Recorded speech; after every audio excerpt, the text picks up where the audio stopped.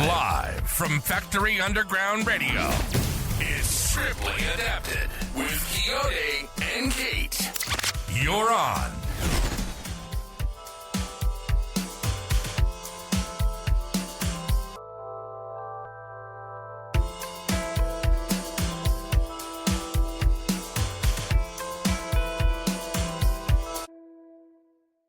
Yes, good morning. Good morning. Hello. What's going on, everybody? What's going on, everybody? Oh, boy. It is Saturday morning. You know what that means. In Coyote are here on your airwaves. It is Scriptly Adapted on Factory Underground Radio, y'all. We are back in the house. Thank you for joining us on this Saturday, man. Okay, how you been? Not like I wouldn't know. I've been well. Yeah, it was... It's not like I wouldn't know, right?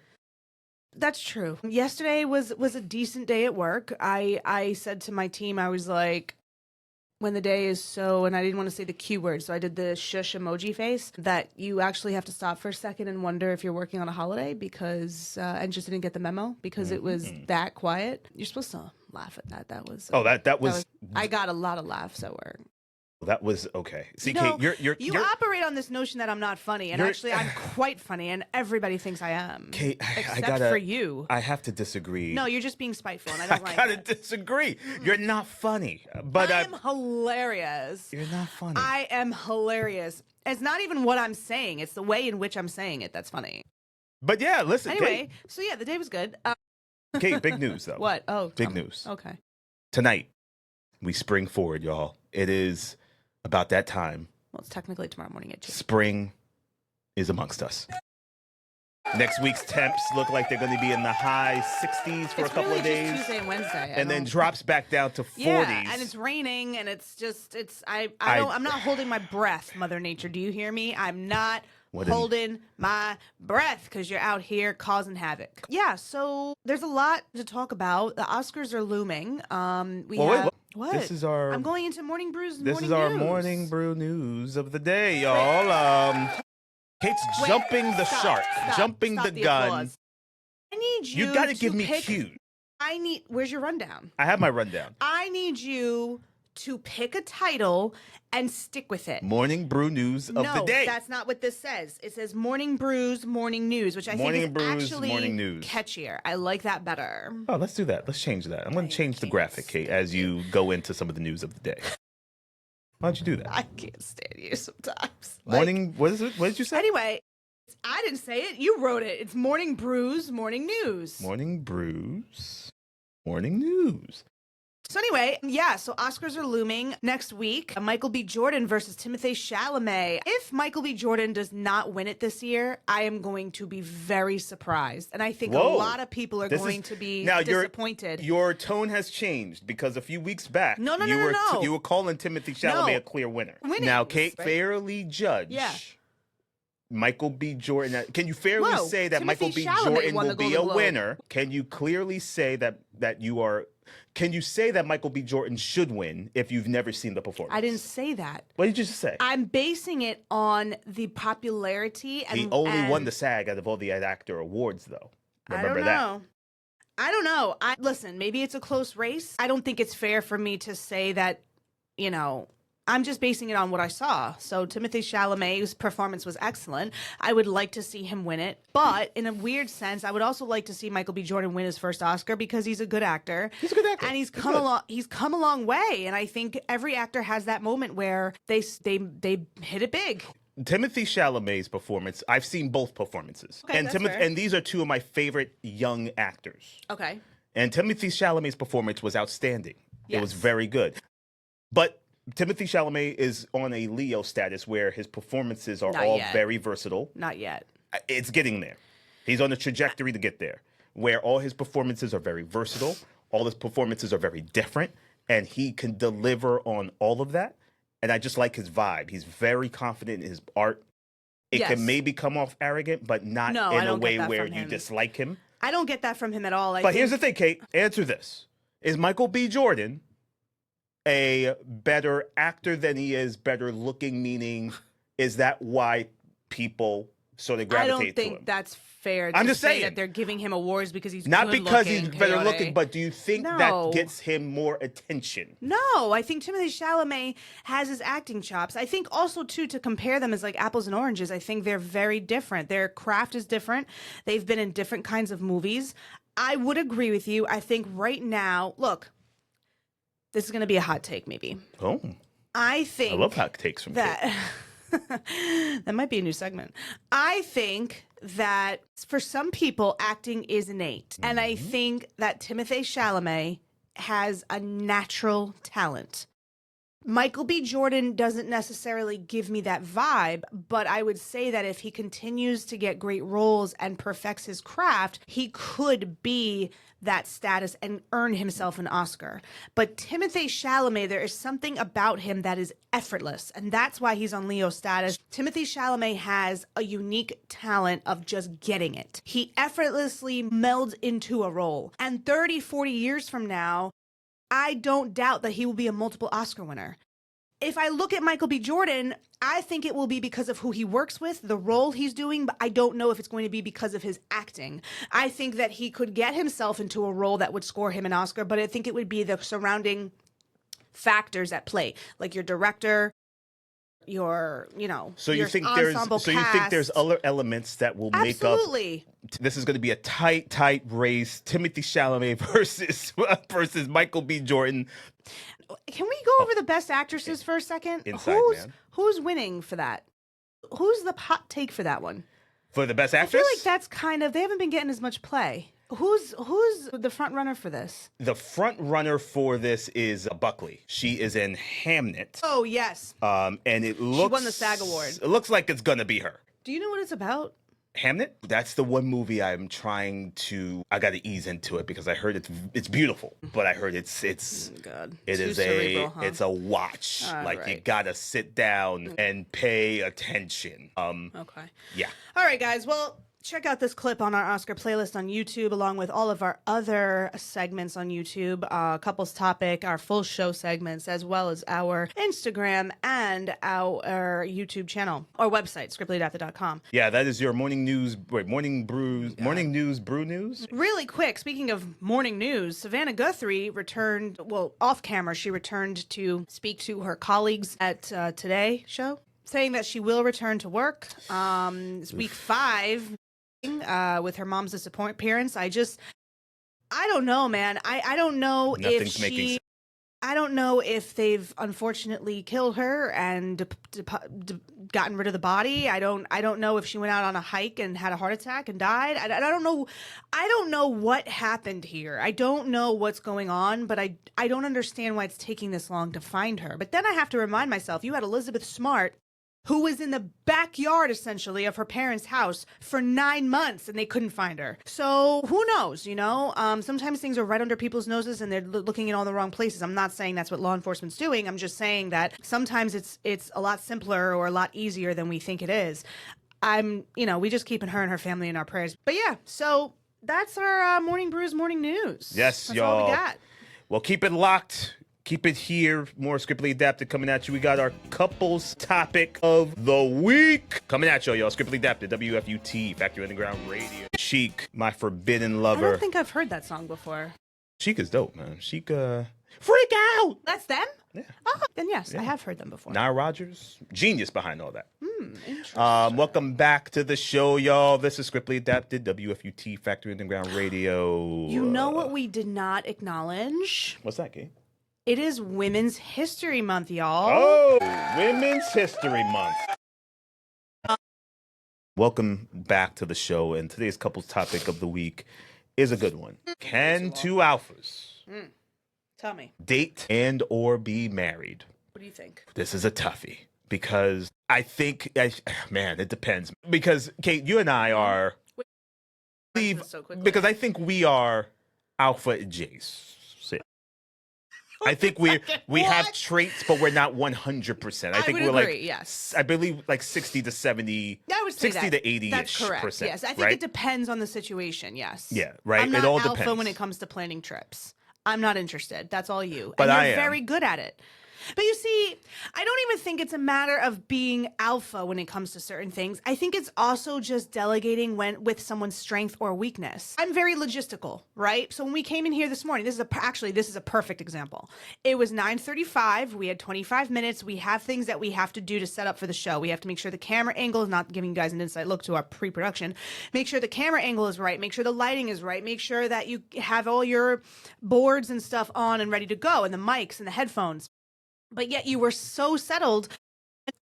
I said, all right, but right now we don't need to focus on that. We need to focus on the things that we know we need for the show.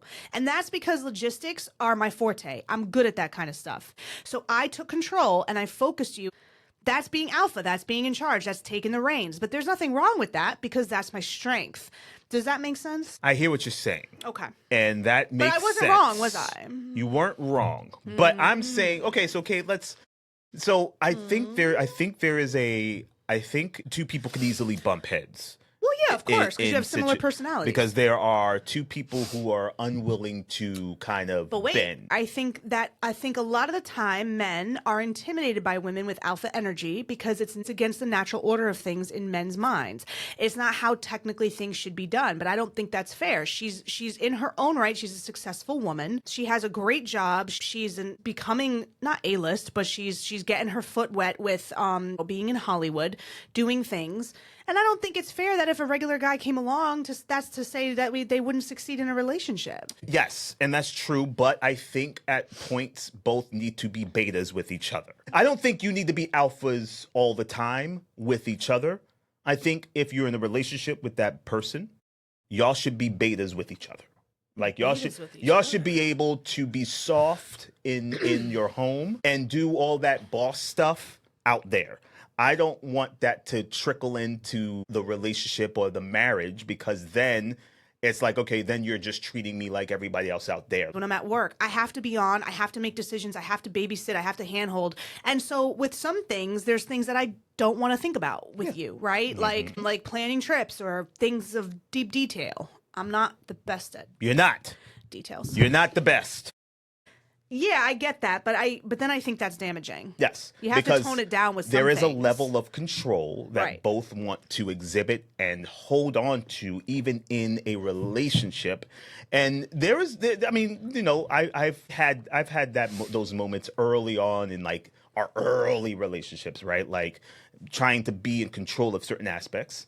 And obviously, as you grow in your relationship, you learn what each person's strength is, like you mentioned before, and then that's where you can take over. So if you learn how to operate your alpha in different aspects where it's not overlapping or causing any issues with the person, then I think, of course, two alphas can be together because I think that's a powerful thing. But would you say that two alphas could lead into a power couple dynamic?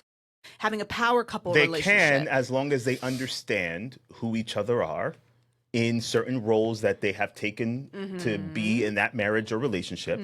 And there is an understanding and there is no overlapping into like the marriage. Like if what you do is a boss thing all day, all night, I need you to not 100% be that at home.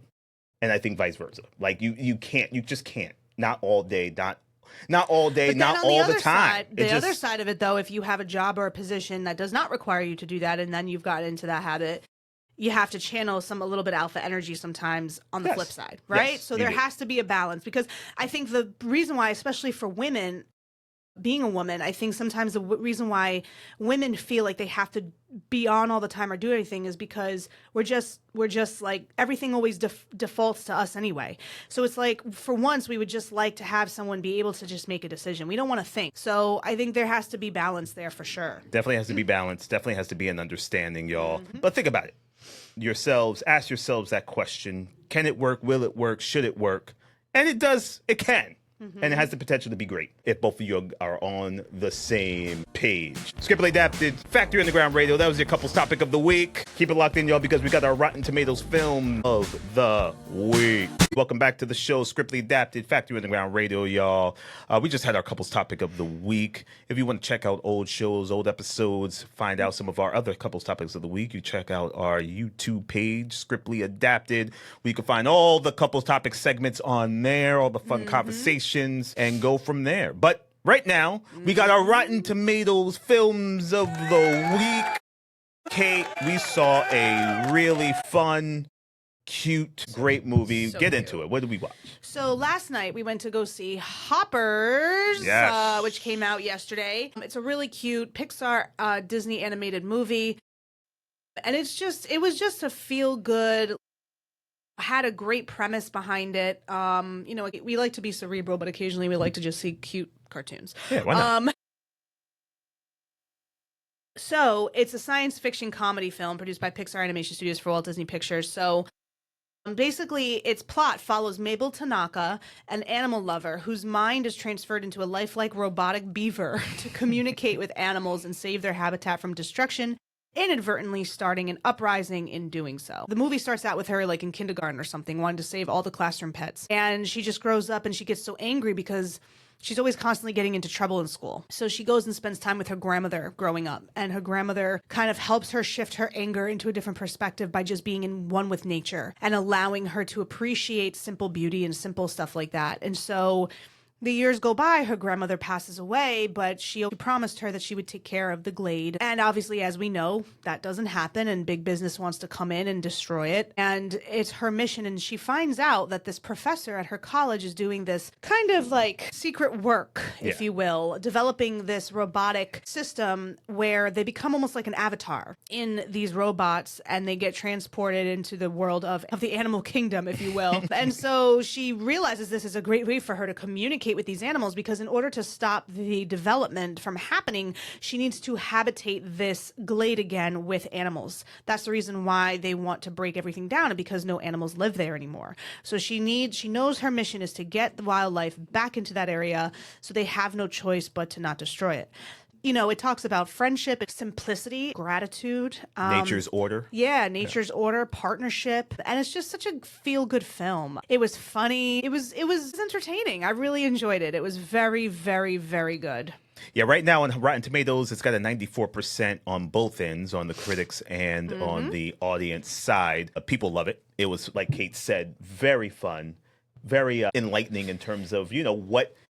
It also taught you what happens, even if it's a kid's movie. It gave you a little insight on what happens when big businesses or big companies build on top of nature or nature reserves or forests. It's just very, very, very good. The voice talents of John Hamm, Meryl Streep, Kathy Najimy, Bobby Moynihan. You have Dave Franco, Ego Wodum, Vanessa Bayer. So you have some SNL talents in there. Vanessa Bayer played the shark.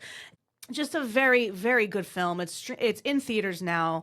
Hoppers, y'all. Yeah. What else you got, Kate? Yeah. So actually, while we were waiting for Hoppers to begin, as we said earlier, of course we were there early for previews.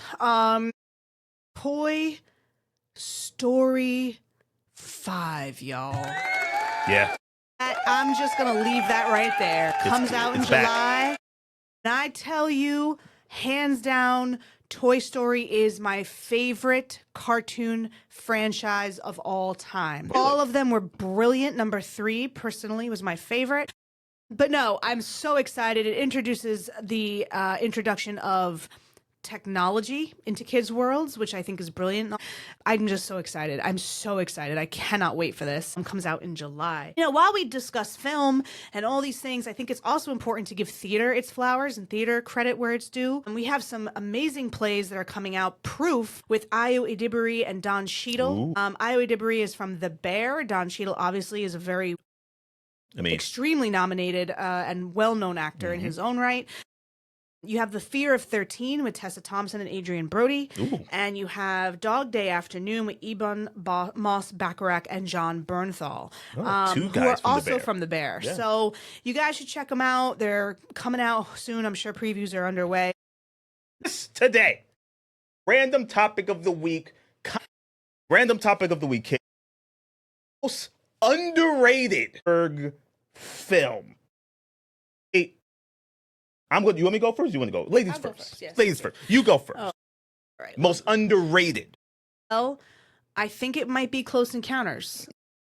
Massively I know. disagree Surprise, with you on this. Surprise. That movie is always looked at as, or always mentioned as Is it, though? as one of the films that you really got to see what Spielberg's niche was, which is the alien sci-fi genre for a while, right? Or that's what he was leaning into when in his early career. And First Encounter. So I take it back. I actually agree with your choice. Close Encounters is not underrated. Okay, That movie so I take is it back. seen I high. agree with your choice. Tell the people Now, your choice. my choice, though, is seen as an extremely underrated film. Gets very little love by critics and some people who've seen it, and that's Hook, the 1991 kids fantasy film. Robin Williams, Dustin Hoffman, Julia Roberts. This movie, I love this movie. gets no love from fans, from critics. They panned it. The critics panned it. They said it was not good. 37% on Rotten Tomatoes. This film by far is so fun. It's different. It's about an adult Peter Pan, why and how he became an adult, his trips back to Neverland and then back to London to meet Wendy. The story is so good. It was and then John Williams' score is just masterpiece for the film. The film was fun. I love that film. It was so good. Extremely underrated. Absolutely. Extremely And underrated. Robin Williams, too, in his own right. Comedy genius. Yes. Listen, y'all. We'll be back though. We got more Scriptly Adapted. We got our legends and icons coming at you. We got a good one for y'all this week, y'all. Keep it here. Welcome back to the show. I just had our random topics of the week. I'm gonna do my chick flick. Can I have my horn, please? Oh wait. Let's see. I got Kate's horn somewhere. It's around here somewhere. Just give me a second. I'm getting the horn ready. There's 50 pages. It's not it. Shoot. That wasn't it? That was Useless Cocktail Party Trivia, RIP. I think the horn is on there. I made a mistake. Sorry, y'all. We have a little technical difficulties here. You have a horn? I think it's the blue one. Yeah. Perfect. Thank you. Okay. So, being Women's History Month, I'm going to focus on rom-coms that, I mean, I think all rom-coms are kind of centered around a woman anyway, but this particular film is a childhood favorite. My mom loves this film, turned me onto it. I've loved it ever since. Two iconic actresses in their own rights have won multiple awards. It is Big Business. Nice. Came out in 1988. It's a comedy film starring Bette Midler and Lily Tomlin, each playing two roles as sets of identical twins mismatched at birth. The nature versus nurture farce adapts the comedy of errors, but with female siblings in contemporary society, one of each twin being reared in a wealthy urban setting, while the others grew up in a poor rural environment. Produced by Touchstone Pictures, the film co-stars Fred Ward, Edward Herman, R.I.P., Joe Grafasi, Seth Green as a child, as well as siblings Michael Gross and Mary Gross. Both Midler and Tomlin were nominated for American Comedy Award for the Funniest Actors in a Motion Picture for their performances, with Midler winning. So basically, quick plot synopsis. In 1948, wealthy businessman Hunt Shelton and his pregnant wife are lost in rural West Virginia when Mrs. Shelton goes into labor near the town of Jupiter Hollow. At the local hospital, they are turned away because it is exclusively for employees of Hollowmade, the local furniture maker. Mr. Shelton purchases the company on the spot, and Mrs. Shelton is then admitted. The Ratliffs, an impoverished couple, arrive moments later with Mrs. Ratliff also in labor. Both women give birth to twin girls, and the elderly nurse attending the doctor confuses and mixes up the sets of twins. Mr. Ratliff overhears the Sheltons deciding to name their daughters Rose and Sadie suggests the same names to his wife. 40 years later, the Shelton sisters are now co-chairwomen of Moramax in New York City, a conglomerate that is the successor to their father's business interests. Sadie Shelton is ruthless and focused on her career to the detriment of her family, while Rose Shelton is less business savvy and out of touch with the needs of the company, wishing instead for a simpler life in the country. And then you have Sadie and Rose from Jupiter Hollow. Rose Ratliff has risen to the position of forewoman at the Hollowmade factory and is also very clear-driven. Meanwhile, Sadie Ratliff has always felt misplaced in rural life and wishes for a more sophisticated life in a big city. Rose discovers Maura Max's plans to sell Hollowmaid and, sensing trouble, makes plans to travel to New York City to stop the sale. Wanting to see the city, Sadie agrees to join her sister. And then it's just kind of comedy of errors with them kind of almost narrowly missing each other in the same hotel. And eventually they do meet, and and they fall in love with different guys. It's such a good film. It's funny. It's a feel-good film for sure. Bette Midler, Lily Tomlin are hilarious. It's so good. It was just really cutesy. It's a great film about fighting for what's right, fighting for what you believe. Also being in touch with a different side of yourself, exploring things that you never thought that you would like. And I just really love it. It's just great. So you guys should check it out. I don't know where you can find Kate, it now. You enjoyed it. You watched it. I thought the funniest person was Edward Herrman and Daniel Garrell's character, the couple, and they were hilarious. Yeah, because they didn't know what to make of what was. You guys should check it out. Big business. Big business, y'all. Well, listen. We're gonna redo our Legends and Icons because Kate's right. We're gonna represent the women tonight. Got to, on this show. Scriptly adapted. Keep it locked in, y'all.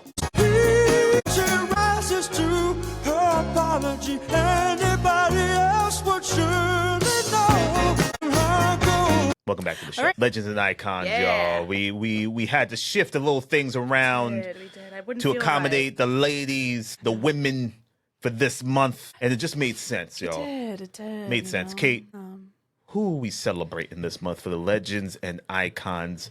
And we never done this person. Who we got?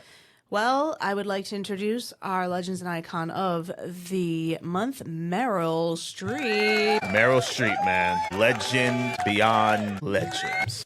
Today, we are going to dive into one of her most notable roles. I mean, honestly, all her roles are notable, but it was just pop culture at her finest. They're doing a remake that's coming out in a few months. It is 2006's The Devil Wears Prada. When I announce it like that, you have to give a hand clap. Oh, I'm sorry. You gotta give a hand clap? Sheesh. Devil Wears Prada. 2006, which is crazy. That movie 20 came, years ago. Jeez, 2006. Crazy. And they're just now coming out with the... Yeah, I mean, nothing good like 10, 20 years, right? So, 2006 American comedy drama film. So, Meryl Streep, Anne Hathaway, Stanley Tucci, Emily Blunt basically follows Andy Sachs, played by Anne Hathaway, as she's a writer, journalist. She wants to get into the world of fashion. She gets this job with Meryl Streep as the head of this fashion company. Emily Blunt is her rival, and it's just watching her awkwardly try to rise to the top and be the best. Meryl Streep is horrendous as a boss. She's just the nastiest person. It's just so... Meryl Streep is Miranda Priestley.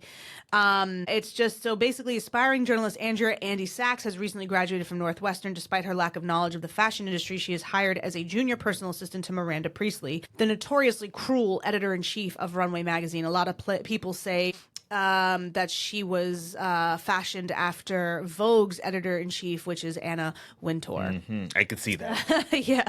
She does not seem like a pleasant person Not to work at all. for. Actually, there have been reports that she is not very nice. Andy fits in poorly with her superficial, fashion-forward coworkers, particularly Miranda's senior assistant, Emily Charlton, played by Emily Blunt, and struggles to meet Miranda's irrational demands. After Andy fails to arrange for Miranda to be flown back from Miami during a hurricane, Miranda berates her. Andy approaches Runway's art director Nigel, played by Stanley Tucci, for advice, and he helps her select stylish clothes to wear to work. So it's basically, just going through her journey at this fashion company, learning lessons, learning how to be the best. The movie kind of ends with her kind of giving Miranda what she's due. It did end open-ended, so that it kind of gave you the inclination that there was going to be a follow-up.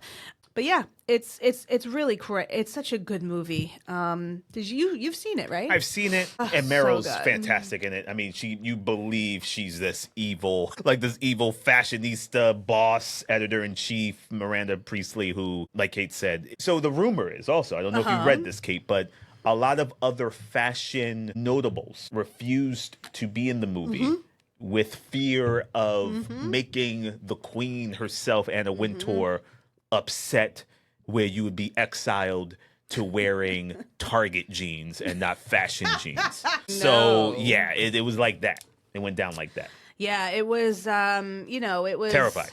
Streep said in 2016 she was interested in the responsibility lying on the shoulders of a woman who was the head of a global brand. That scene wasn't about the fun of fashion. It was about marketing and business. And that just speaks to Meryl Streep's, I think, prowess in the industry, how she's influential, how people respect her as an actor, being able to give notes and as you get more clout, I think you're welcome to do that. Oh, yeah. But yeah, it's a fun movie, feel-good movie. They're all just brilliant in it. And the sequel, Devil Wears Prada 2, will be out, I believe, in May. That is the first edition of your Legends and Icons, the legend Meryl Streep and the Devil Wears Prada here at Scriptly Adapted. We're going to be focusing on Meryl for the month of March. Yep. And we'll be back too. Yeah. Because we're going to focus on our artist highlight for the month of March. Right after this, jam on it, Nucleus, y'all, Scriptly Adapted. Welcome back to the show, Scriptly Adapted. We just had our artist highlight celebrating also Women's History Month. Meryl Streep, the great Meryl Streep, and we highlighted the great film Devil Wears Prada. And there's a ton of movies that Meryl Streep has done, and we're not going to hit them all. Nope. We're just going to have to pick the ones that we feel like notable. it. We just feel like it. But welcome back to the show. We do have, though, for the month of March, brand new artist highlight of the month. And Kate, who is this artist highlight of the month? Give it to them. So this month, we are focusing on none other than Gloria Estefan. The great Gloria Estefan. Man, listen, when it was Saturday mornings in my house growing up, there were certain artists that I remember my mom always used to listen to while she was cleaning the house. And Gloria Estefan was one of them. Her, Bette Midler, the Bee Gees, those were the three contenders for Saturday morning cleaning. Nothing gets you moving like her music. So Gloria Maria Milagrosa Estefan, born September 1st, 1957, is a Cuban-American singer, songwriter, actress, and businesswoman. Estefan is a 5-time Grammy Award winner and a Presidential Medal of Freedom recipient, and has been named one of the top 100 greatest artists of all time by both VH1 and Billboard.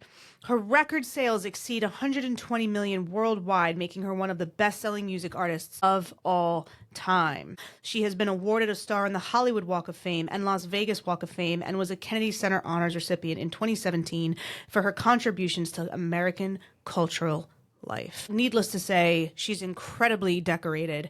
Today, we are going to talk about her song, Rhythm Is Gonna Get You. It's a song written by Enrique Kiki Garcia and Gloria Estefan, and released by Gloria Estefan and Miami Sound Machine in 1987 as a lead single from their 10th studio album, Let It Loose. The song was their 4th top 10 single on the U.S. Billboard Hot 100, peaking at number 5. What else we got? Rhythm Is Gonna Get You. Yeah, it was classic. selected for preservation in the National Recording Registry by the Library of Congress as being culturally, historically, or aesthetically significant. Well, Kate, you said it all. Yeah. Rhythm Is Gonna Get You. But before we do that, thank you guys for joining us here on Scriptly Adapted for our Saturday show. If you are locked in with us and you want to join the conversation, check us out on Instagram, YouTube, Facebook, TikTok, where you can find all the show clips. YouTube, where you'll find the library of stuff. That's where you're going to find everything. Our website, scriptlyadapted.com. That's where you can find the archive and the library of the stuff we did back in the day. You can also check out the produced programs we do on the Mark Wrestling Podcast, which is on the YouTube page as one of the channels that you can check out as well. And another podcast coming soon. Coming soon to the library. The show continues, and we continue now celebrating Gloria Estefan on this Women's History Month, which just happens to be Women's History Month. And now we're talking about Gloria Estefan. The Rhythm Is Gonna Get You. Listen, y'all, have a great Saturday from Quixote And Kate. Peace out, y'all. You're just listening to Scriptly Adapted on Factory Underground Radio and Live 365. Follow us on Instagram, Facebook, and YouTube at Scriptly Adapted.